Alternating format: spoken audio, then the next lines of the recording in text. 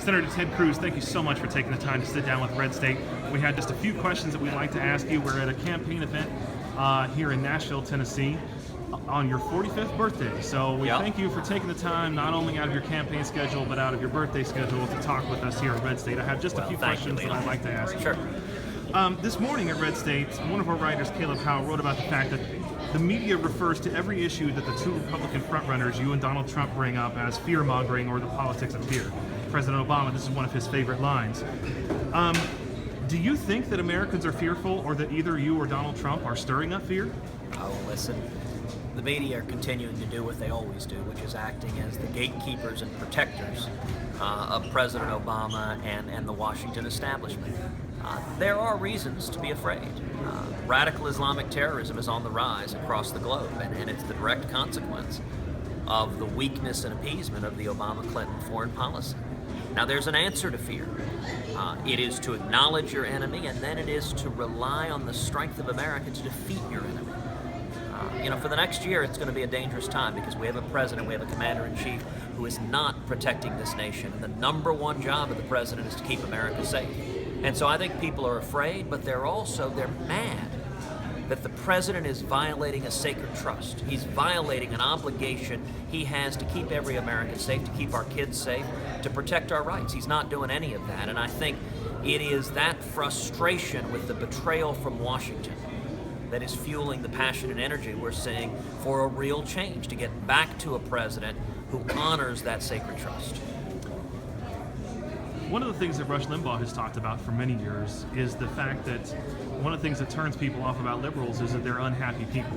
So how do we harness, I think, the legitimate frustration and anger that you've mentioned, while still maintaining the fact that we as conservatives are kind of happier people about our lives in general? Look, I think it's a great question. The way we win is simple. We tell the truth, and we tell the truth with a smile. The truth is, the policy ideas of the left, they don't work, and they're a disaster. Our ideas work. The truth is, liberals win nationally when they effectively obfuscate what they believe. Conservatives win when we effectively communicate what we believe, because this country is a center-right nation. We are built on Judeo-Christian values. The truth is, the Obama-Clinton economy is a disaster. Millions of Americans are hurting. We have the lowest percentage of Americans working since 1977. The truth is, the Obama-Clinton foreign policy, if anything, is worse. Every region of the world has gotten more dangerous. We've abandoned our friends and allies, and we've shown weakness and appeasement to our enemies. We've seen the rise of radical Islamic terrorism, the rise of ISIS, which the president wrongfully dismissed as the junior varsity. All of that is the truth, and we do what Reagan did. Reagan was a happy warrior. We all remember back 8 years ago when President Obama was in San Francisco, and he was swilling Chardonnay. And he described most of America, what elite liberals think of as flyover country. He described us as bitter and angry and clinging to our God and our guns. Well, I'm not bitter, but a whole lot of us are angry, and I'll tell you this, he can't have either our God or our guns. And if we tell the truth with a smile, that's how we win. I can't wait to stand on that debate stage with Hillary Clinton and make the case as a cheerful, happy warrior that her policies haven't worked, they've hurt America, and there's a better way, getting back to the principles, the common sense, free market principles, and constitutional liberties that made America great in the first place. Senator, I think the path to legalization issue has been beaten to death, and I won't go over it again here. One of the things that you have supported in the past is raising the ceiling on the number of H-1B visas. Is that something you still support? It is not, and in this circumstance, there are changed circumstances, and anyone responds to changed circumstances. I have supported, and I still support, the original idea of the H-1B program, which is to bring in very high-skilled workers that produce jobs and economic growth. I think that's a good thing when we have more jobs and economic growth. However, we have seen in recent months this program being abused over and over and over again. We've seen companies, blue-chip names that we all know, bringing in not very high-skilled workers, but medium to low-skilled workers, IT workers, and firing American workers, replacing them with the foreign workers, and then, to add insult to injury, forcing the Americans who've just been fired to train their foreign replacements. That is wrong, it is grotesque, it is offensive, it is a perversion of the program. And so, like any rational person, faced with changed circumstances, you change your position in response to how the facts have changed. That's why I have said as president I will impose a 180-day moratorium on the H-1B program in order to carry out a comprehensive audit of the companies that have received H-1B visas to determine if they're abusing the program, if they're bringing in very low-skilled workers, if they're firing American workers, if they're perverting the program. Any company that has abused the program will be suspended from participating in it, and any company that has violated the criminal laws will be prosecuted. You know, this is yet another manifestation of the lawlessness of the Obama administration. They don't enforce the laws.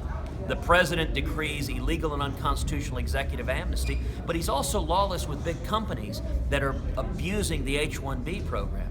It's one of the reasons I joined with Senator Jeff Sessions in introducing legislation to dramatically reform the H-1B program so that it could function as it's intended to require, for example, an advanced degree, not just a bachelor's, but a master's or PhD, to put a preference to U.S. universities, to require as a minimum salary $110,000 so that you're not using it to bring in low-cost foreign workers and replace American workers, to put a 2-year hiatus on any company bringing H-1Bs from laying off workers. So you got to choose one or the other, but you can't be laying people off at the same time you're outsourcing. All of these are reforms that I think are common sense to make the program work. And we need to ensure that our immigration laws prioritize American workers first. And as president, that's what I'll do. One of the things that you've been a real warrior for in the Senate is the repeal of Obamacare. As president, how would you present such a repeal to Congress? And what would you do about both the people and the insurers who have been forced onto Obamacare? Well, you know, one of the good things that I will give credit to Republican leadership for, and let me say right now, there are not a lot of things I give credit to Republican leadership for, but they did pass through both houses of Congress using budget reconciliation a repeal of the vast majority of Obamacare. I wish it had been all of it, but they did the vast majority. That has set a precedent for using reconciliation to do exactly that. If I'm elected president, I intend to go to Congress and to fight to repeal every single word of Obamacare. And the nice thing is we have that precedent now in the rules to use reconciliation. Why does that matter? Because the Democrats can't filibuster reconciliation.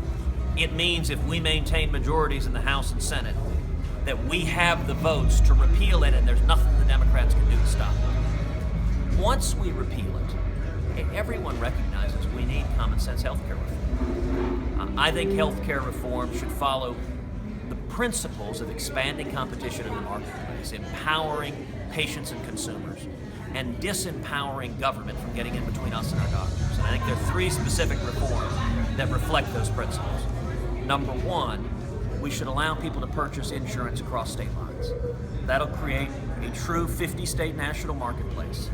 The biggest barrier to access is cost. If you want more people to have access to health insurance, you want more choices and lower cost. What does Obamacare do? It's fewer choices and higher cost. With opening up 50-state national marketplace, what that will do is dramatically expand the access to low-cost, catastrophic care so a lot more people can get coverage. Secondly, we should expand health savings accounts so people can save in a tax-advantaged way for more routine prevention and medical care. And third, we ought to work to de-link health insurance from employment so that if you lose your job, you know, right now if you lose your job, you don't lose your car insurance, or your house insurance, or your life insurance. There's no reason you should lose your health insurance. And it's the worst one of all of them to lose because that causes much of the problem of pre-existing conditions. I think as conservatives, we should champion health insurance reform that makes health insurance personal and portable and affordable and keeps government from getting in between us and our doctors. Senator, I was in a discussion on Twitter with several leading conservatives, and we all agreed that you would be the #1 person that we would pick for our team if we were playing a game of Trivial Pursuit. Are you down for a little birthday fun, a few Trivial Pursuit questions real quick? I can try, and depending on which categories, we'll see how I do. All right. Today is your 45th birthday. Who is the current youngest member of the United States Senate? Oh, the youngest member, I'm pretty sure that's Tom Cotton. Tom Cotton at 38, that's correct. Which senator in 1806 was elected at the unconstitutional age of 29 from the state of Kentucky? I don't know the answer to that, but I know a modern day senator who was elected in 29, and that would be Vice President Joe Biden, who was elected when he was 29 and he turned 30 before he was sworn in. That's absolutely correct. The youngest elected by the popular vote, Henry Clay, selected by the Kentucky legislature in 1806. That's good to know. All right, pop culture question. Counting all forms of media, including CDs, records, and digital downloads, who was the most popular artist of the 20th century? Was it the Beatles, Elvis Presley, Michael Jackson, or Bing Crosby? That's a good question. I don't know the answer to that, so let me make a guess. I'm going to go with Michael Jackson. Close. Michael Jackson was second. It was actually Bing Crosby, surprisingly, the number Really? one, including the digital downloads. Yes, that is correct. You know what? My mom will be very happy to hear that. I'm going to tell her that, and she's going to be shocked. She'll get it wrong, but she'll be happy to hear it. Over 1 billion total sold and downloaded. Wow, for Bing very Crosby. cool. Well, you know what? It's a good time of year because I'm dreaming of a white Christmas. Who was the first United States president to travel abroad? During office. No idea, though I will say this. I wish the current president would travel abroad much more often. The correct answer to that one is Teddy Roosevelt. Teddy Roosevelt last one, and he first went to Panama. Surprisingly, he was the That's first one to fascinating. travel overseas. So while he was in office. we went a century or more with no. That's remarkable. That's incredible. Actually. It is incredible. It is incredible. All right, last one. I guess it was harder to do that in those days. True. Last one, you're from Texas. It's an NFL question. All right, it's a football question. Whose record did Eric Dickerson break in 1984 for single-season rushing yards when he rushed for 2,105 yards? Would that have been Jim Brown? O.J. Simpson. O.J. Simpson. O.J. Simpson. All right. Wow. Well done, Senator. Thank you so much for your time. Appreciate you talking with us at Red State, and good luck on the campaign trail. Looking forward to covering the event today. Well, thank you. Merry Christmas and have a Happy New Year.